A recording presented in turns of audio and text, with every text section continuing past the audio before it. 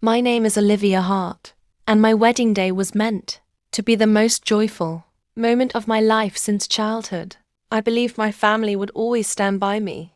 They always told me that real family never misses the important days, every birthday, every graduation, even the smallest achievements. They were there that morning when my phone buzzed with a message from my father. I smiled, thinking it was to wish me or to say they were on their way, but the message only said everyone is busy. Today send pictures. There was no warmth, no emotion, just a cold line that struck me deep. I waited for another message, hoping it would explain or lighten the tone, but nothing came. I kept telling myself they would appear later. My fiancé saw my forced smile but did not ask. By noon, when I still had not heard from them, I opened social media to distract myself, and what I saw broke me. My parents, my brother, his wife, and a few cousins were on a sunny beach in Los Angeles, laughing together with surfboards stuck in the sand. The caption said, "A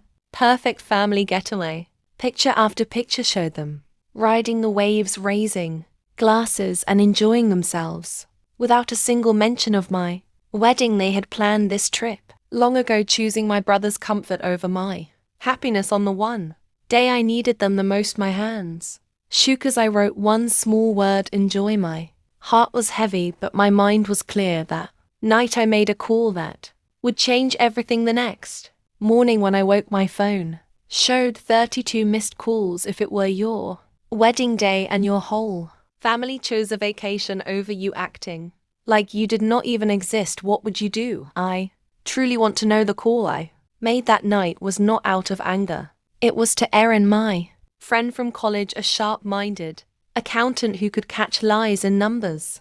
I needed her to look into something that had been troubling me for weeks. My brother had been avoiding my questions about his business. I had invested more than $200,000 in his company that organized luxury boat events for tourists. He kept saying it was doing well and close to making profit, but every time I asked for real reports, he changed the subject. After what happened on my wedding day, I knew it was not just about hurt feelings. It was about a betrayal far deeper than I ever imagined. Sana started working the same night, and by midnight she was already deep inside the business accounts that I had once shared with my brother for the company I trusted him with. I sat on the hotel bed watching the faint glow of the laptop as she scrolled through the numbers. The more she looked, the clearer it became that everything was tangled. More than $80,000 had vanished over the past 6 months under meaningless titles like event materials and consulting costs. There were no receipts, no proper records, just empty entries. Then she came across one payment that made my heart race. $25,000 transferred to a luxury car dealer only a few weeks earlier, and another $12,000 spent at a boutique for yacht accessories, designer shades, and a gold watch. Things no genuine startup would ever need. It hit me then that the money I had earned through sleepless nights of software projects and hard work had been turned into his toys, his car, his pride. I did not scream or cry. Instead, a strange calm took over my mind, clear and cold. My brother had not only skipped my wedding, he had been using my money to feed his ego. I asked Sana to block his access right away. She moved quickly, changing passwords and cutting every route before he could touch another penny. By 3 in the morning, everything was locked down, but I was not done. I wanted the full picture of his deceit. The next morning, she sent me a file filled with screenshots, payments, and fake invoices, even a few from the past week. One stood out: $6,000 to a so-called marketing agency with no real existence. I searched for it online and found nothing but a hollow website filled with stock photos. It was faker, trapped to drain money. He was not careless, he was calculated. I called Aisha, who had worked with him at the firm and met me during a presentation. She had always seemed honest and bothered by his arrogance. When I asked if she had seen anything odd, she did not hesitate. She had seen him arrive in that car bragging about big investors that never existed. She told me about the unpaid vendors and false promises, and she even shared a sheet of expenses that matched what Sana found. Every number proved how long he had been stealing from his own team. I leaned back, feeling the weight of betrayal heavier than ever. My brother had used my trust to build an image, and my parents had fueled it, treating him like their golden child while I silently supported everyone. They had ignored his mistakes and let him skip my wedding just as easily as they ignored this. I knew I had to end it. Freezing the accounts was only the beginning. I wanted to break the illusion he had built and show the truth where it would hurt him most. Later that day I called Sana again and told her what needed to be done. She warned me that things could turn rough, but I was already beyond fear. The next morning as I sat with my coffee, my phone rang. It was him, his voice filled with panic and anger. He did not even bother. Thought he had deleted forever. He called early, his voice filled with irritation, saying he could not get into the accounts and that the bank was claiming there was an issue. He demanded I unlock them without even mentioning my wedding, without a single word of regret for leaving me behind to enjoy his beach trip. He spoke like I owed him something. I leaned back, holding the phone tight, and told him the accounts were locked because I locked them and that I already knew what he had done with my money. He tried to laugh it off, that uneasy fake laugh, and said I was overreacting, that the business needed the cash and I should not make it personal. The word personal hit me like fire. He had ignored the biggest day of my life, stolen the money I worked for, and still acted like I was unreasonable. I told him the accounts would stay locked until he could explain where every dollar went. He started raising his voice, but I ended the call before he could say more. My phone rang again almost instantly. Was my mother, her tone soft and pleading. She said, "Your brother is under a lot of stress. Please open the accounts. We will fix this together." I could hear my father in the background, sounding firm, telling me not to make it harder than it had to be. I stayed silent because their blind loyalty to him was nothing new, yet it still hurt. I opened my laptop again, going through the files Sana had found. The more I looked, the more disgusting it became. Beyond the expensive car and yacht gear, I found another payment, $15,000 to a jeweler for a watch engraved with his initials, and $8,000 more to a nightclub under the name of event promotion. But the dates matched a private party he had bragged about for his rich friends. My years of saving and coding through sleepless nights had been turned into his fantasy of luxury. Each transaction reminded me how little he respected me and how my parents had always protected him. I needed solid proof to end this once and for all. I called Aisha, who had already mentioned his suspicious behavior. She answered quickly, her voice quiet as if she was hiding from someone, and said she had been expecting my call. She had spent the night pulling data from the company servers, things my brother thought he had deleted forever. Aisha sent me a folder filled with proof, fake contracts for yacht rentals that never took place, invoices from companies that never existed, and even a series of emails where my brother had lied to clients about signing a deal with a luxury cruise company. The total amount he had quietly taken was now crossing $100,000, while he had kept feeding me stories about expanding the brand. Aisha told me how he would walk into investor meetings wearing expensive suits, promising private yacht events that were nothing but imagination. He had been telling everyone that a major deal was close, when in truth it was all an illusion. She forwarded his emails to me, full of fake names and exaggerated figures. Each document felt like another piece of the truth pressing harder against my chest. I realized he had not made these mistakes by accident. He had planned everything, using my trust and our parents' favoritism as his shield. I spent the entire day connecting the files Aisha found with the screenshots Sana had collected, building evidence that could not be denied. My parents had always treated him like he could do no wrong, while I was the one quietly paying their bills, helping them whenever they fell short. I did it believing family stood together, but they had shown me that in their eyes I was nothing more than a wallet supporting their perfect son. Now I was done being that person. I still was not ready to face him. I wanted everything sealed and secure, so I asked Aisha to keep searching for more any client, complaints messages or hidden deals that could expose him completely. She promised to send more details by the end of the week. Meanwhile, I sent an email to the company investors, keeping it short but clear. We needed an urgent meeting to discuss finances. They replied quickly, confirming a virtual call for the next morning. The trap was ready. My brother thought he could keep his lies spinning, but this time everyone would see the truth. The meeting started at 10 sharp. The investors joined one after another, serious faces staring through their screens. I skipped the greetings and went straight to the point. The funds had been misused and I had proof. I shared my screen, showing them every number, the expensive car, the yacht gear, the luxury watch, the nightclub event, and over 100,000 gone through fake agencies. Gasps filled the call. One investor, a confident woman named Camilla, leaned close to her camera and said, "This is fraud." My brother was on the call, but his camera stayed off. I could hear his breathing quickening. He stuttered, saying it was a misunderstanding, that it was all business marketing and networking.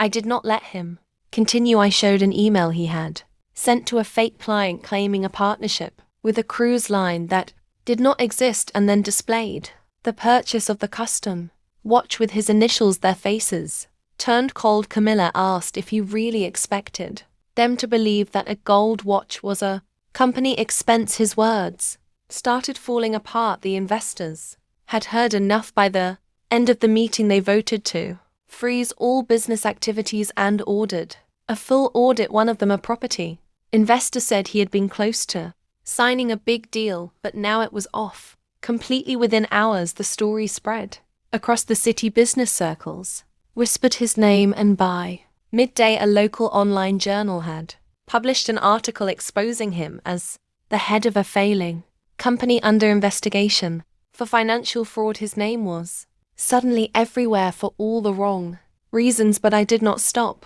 there. I forwarded the audit notice to every client listed in the company database, revealing exactly who he was. His phone must have been exploding with messages, but he did not call. Instead, his wife, Zara, did, her voice trembling as she asked if it was true that he had stolen from me. I did not hide anything. I sent her the same evidence I had shown the investors. An hour later, she messaged me saying she was leaving him. She could not live with the lies anymore. By evening, I heard from someone we both knew that she had packed her bags and gone to her sister's house, leaving him alone in their apartment. My cousin Kay, who always had a way of finding out family secrets, somehow caught wind of the story. She had been out of touch for a while, but when I told her everything, she didn't hesitate. She posted a vague but sharp message in the family group saying some people think they can lie and get away with it, but the truth always finds them. And then she attached the business blog link, and chaos followed. Aunts, uncles, cousins all started typing messages faster than I could read them. "What did Brandon do?" one asked. Another sent me a private text. "Did he really steal from you?" Ellen tried to calm them down, saying, "This is a family issue, let's handle it privately," but Kay was not holding back. She replied, "Family doesn't steal from family," and that one line cracked everything open. Suddenly, old tensions turned into arguments. People who had always covered for Brandon now had to face the truth. Later that night, Frank called, his voice low and angry, saying, "You are tearing this family apart like I was the one who had done wrong." I didn't argue. I just said Brandon did that when he chose to steal from me. Then I hung up, my heart pounding but my mind clear. The group chat kept buzzing, but I muted it. Kay texted me privately, saying, "You did the right thing. They're just mad they got caught." Her words gave a little comfort, but I wasn't looking for comfort. I wanted consequences. The next morning, an email arrived from the resort that had cancelled their deal. They wanted to meet with me, not Brandon, to talk about saving the company. Without him, I hadn't planned to fix his mess, but that invitation gave me an idea. If I could take control, I could secure what was left of the company, everything he hadn't yet wasted. I wasn't just exposing his lies, I was dismantling the life he built out of my trust, and I still wasn't done. The investors freezing the company gave me the opening I needed before the week ended. I made my move. I called the bank and started the process to pull every dollar of my investment from Brandon's yacht event company, all of it.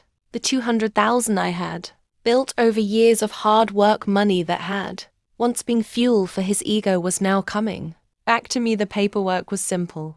As the main investor, I had every right to withdraw, especially with the audit closing in. I didn't just want my money back, I wanted to make a point, so I took half of the funds, $90,000, and sent them to a Miami charity that worked to protect the coral reefs. It was something I had always believed in, something Brandon once mocked, saying it was useless, while he spent my savings on his fancy watch and car. The donation went public, my name right there on their website, not his, and I couldn't help but feel the irony. My money, once wasted on his fake image, was now helping to save the same ocean he used for his lies. Kay later told me that things had fallen apart completely for him. He had to leave his luxury condo after Grace walked out with no job, no deals, and a ruined name. He had nowhere to go but back to Frank and Ellen's small house in the quiet side of Miami. Kay texted me every update. She said he showed up with just one suitcase, his Porsche already gone, taken back after he missed the payments. Ellen wasn't happy about it. She had believed he would bounce back like always, but this time there was nothing to save him. Now he was just sitting around their house eating their food, leaving the dishes piled up, and acting like he was still a spoiled teenager. Kay even overheard Ellen telling the neighbor he doesn't give a single dollar, just mopes around, complaining about his failed company. I could hardly believe what I was reading. My name was on a $50,000 loan application for a new yacht accessory business in Miami, the same city where Brandon had burned through my investment. Taylor told me the manager had flagged it because something felt off, and when I checked the attached documents, my stomach dropped. The signature was a near perfect copy of mine, but it wasn't mine. Brandon had forged it using my identity to try and secure more money. The arrogance of it stunned me. Even after everything he had lost, he was still trying to dig himself deeper, and this time he was willing to drag me down with him. I sat there for a long time staring at the screen until the anger finally hit, a slow cold fury that burned hotter than before. I told Taylor to forward everything to me. Then I called the bank myself, explaining that I had never signed those papers. They were quick to respond, promising to investigate and freeze the application before any funds could be released. Once the call ended, I leaned back, trying to steady my breath. My brother hadn't just betrayed my trust, he had crossed into criminal territory. Kay called later after hearing from one of our cousins that Brandon had been bragging about launching a new business with a silent partner. He probably meant me, she said. I told her the truth and she went quiet for a moment before saying, "He's really finished this time, isn't he?" I didn't answer because I already knew the truth. Brandon had built his entire life on lies, and this was the final one. The one that would finally unravel everything he had left. When I confronted them, there was no remorse, only silence. Frank avoided my eyes, pretending to focus on the TV, while Ellen fidgeted with her hands like a guilty child. I told them both calmly that forging my name was a crime, not a favor, and that I had already reported it to the banks. Their faces went pale. Ellen tried to defend it, saying they had only meant to help Brandon get back on his feet, that they thought I would understand. I told her understanding ended the moment they decided to use me. Without asking, Frank muttered something about family needing to stick together, but the words sounded hollow, like an old excuse that had lost its power. I reminded them that family doesn't mean taking advantage of the one person who always helped them. They had used my reputation, my hard work, my trust, and for what? To fund another one of Brandon's doomed dreams. I left their house that day feeling lighter than I had in years. Whatever guilt they tried to pile on me couldn't touch me anymore. As I walked out, I realized that cutting them off wasn't cruelty, it was closure. They had chosen their side, and I was finally choosing mine. I sent them a short email that said I know about the loan. Attempts they have been stopped, do not try this again after that. Everything began to collapse around Brandon. The fraud investigation into the forged loan papers opened the door for a deeper review of his entire financial history, especially his dealings with the yacht event company. Morgan, the colleague who had once worked beside him, quietly passed along everything she had to a financial authority, and soon the regulators started digging into his fake contracts, false client statements, and forged documents. By the end of the month, Brandon was officially under investigation for financial fraud. A Miami news outlet picked up the story, describing an entrepreneur under scrutiny for misusing investor funds. They didn't mention his name directly, but anyone in the business world knew who it was. His reputation, already stained from the earlier blog post, became completely toxic in Miami startup circles. Clients who once bragged about knowing him stopped taking his calls. Business partners erased their connections, and one even posted publicly on LinkedIn accusing him of lying and scamming investors. Brandon's shiny image of success shattered in days, and the family name sank with it. No one wanted to be associated with them anymore, and the silence from their side told me they finally understood what it felt like to lose everything. Kay kept sending me messages from the family group chat saying it had turned into a war zone. Cousins who once avoided taking sides were now openly blaming Frank and Ellen for spoiling Brandon. One uncle even wrote that they should have stopped him years ago. A family friend who used to play cards with Ellen unfollowed her after the news spread, and neighbors in their quiet Miami neighborhood started whispering about that family with the crooked son. Ellen tried to fix things by hosting a small barbecue to smooth everything over, but hardly anyone showed up, and those who did came out of politeness, not support. Frank stood at the grill flipping burgers in silence, his face hard and cold. Their name, which once carried respect, now drew only pity and gossip. I didn't need to lift a finger. The truth had done my work for me, but I didn't stay idle either. I contacted the Coral Reef charity to make sure my $90,000 donation was part of a public awareness campaign. Soon their press release went live praising my support for Miami's marine life, and a local blog picked up the story. The timing was perfect. My name shone while they sank deeper into disgrace. Frank sent me a message after weeks of silence, accusing me of destroying them. I didn't answer. He and Ellen had already destroyed themselves the moment they used my name and trust for their schemes. Months passed, and their situation worsened. Their home, the one I had quietly helped them keep afloat for years, finally went into foreclosure. The legal fees and Brandon's debts had drained every cent they owned. By spring, they were forced into a small rundown apartment on the edge of the city. Kay sent me a picture of the peeling walls and broken fence and said the atmosphere inside was suffocating. Brandon, bankrupt and divorced, had nowhere else to go. He moved into one of the tiny bedrooms, living off what little his parents had left there. Perfect family image from Miami Beach was gone, replaced by a cramped life full of bitterness and silence. Frank texted again, saying you got what you wanted. Ellen called to, her voice shaking, saying, Sophia, can't you see what this is doing to us? But I didn't pick up. I let it ring, then deleted her voicemail without listening. I'd heard it all before.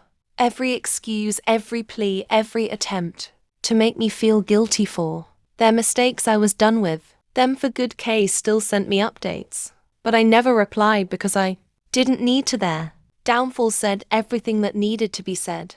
Kay said Brandon hardly left his room. He spent hours scrolling through job listings but never applied to. Ashamed to face the Miami business circle that had blacklisted him, his bankruptcy papers were public. Anyone could find them online, and his old clients and investors had long cut him off. Even his frat friends stopped calling or inviting him out. Frank had taken a part-time job as a night security Guard his pride swallowed. Behind the uniform, Ellen was working longer. Shifts at a discount store, ringing up groceries, while avoiding small talk with old neighbors who'd heard about their downfall. The family group chat that once overflowed with jokes and weekend plans had gone. Completely silent, no one spoke of holidays or birthdays. It was like they'd vanished from their own lives. Dylan and I had moved into a condo overlooking the Miami skyline, a new space, filled with quiet and light. One evening, as we sat on the balcony with wine, the Coral Reef Charity sent me a notification. They'd named a conservation project after my donation. It was small, but it felt like a symbol of something real, something mine. I thought of all those years I'd spent keeping Frank, Ellen, and Brandon afloat, paying their bills, covering their debts, funding his empty dreams, believing I was protecting a family when all I'd been doing was feeding their selfishness. I didn't feel joy watching them fall. It wasn't revenge anymore, it was just clarity. Selfish choices always circle back, and now they were facing theirs. Brandon bankrupt and forgotten, Grace free from him, Frank and Ellen living in a cramped apartment. They'd lost everything they thought mattered. I had lost money, time, and peace, but I'd kept one thing they could never steal: my self-respect that was worth more than every dollar they'd drained from me. Dylan squeezed my hand, asked if I was okay. I looked out over the glowing skyline and nodded. For the first time in years, I felt like the silence from my family didn't hurt, it healed. They'd shown me who they were, and I'd shown them who I could be. Without them, there was no going back, no need for apologies or explanations. The story was finished. Selfish actions always have consequences, and theirs had finally found them. Time passed, and the more noise faded. Brandon's name disappeared from conversations, now only used as a quiet example of how pride and deceit always meet their end. Sophia never looked back. She stopped checking news, stopped expecting messages when the investigations ended. There was only one line left: Brandon banned from leading any company for 5 years. That the real punishment didn't come from the court, it came from life itself. He lived in small rooms where dreams never reached. Kay said she saw him once near the beach, coffee in his hand, eyes empty, as if even the ocean didn't recognize him anymore. She didn't say hi, neither did I. Sophia built her life from the ashes, married Dylan, not in some fancy hall, just by the sea. At sunset, 2 people, a new start. After the vows, she walked alone for a while, feet sinking into sand, air soft and heart light as she thought about those she once called family, and how they turned into lessons, not losses. Not every pain is meant to break you. Some pain frees you. The charity project she funded grew strong. Coral reefs breathing again, fish returning, water turning blue. Every month she saw photos and felt a still peace inside. Goodness never really goes to waste. One evening, Dylan asked, "Do you ever think about them?" She smiled softly. "Sometimes, but it doesn't hurt anymore." They stood on the balcony, city lights below, silence above, no more words, just peace. Revenge had long ended, only truth remained, and truth doesn't shout, it just stands quietly while lies crumble. This wasn't the end, it was clarity, the calm after the storm, the place where Sophia finally found herself, and the rest faded into time.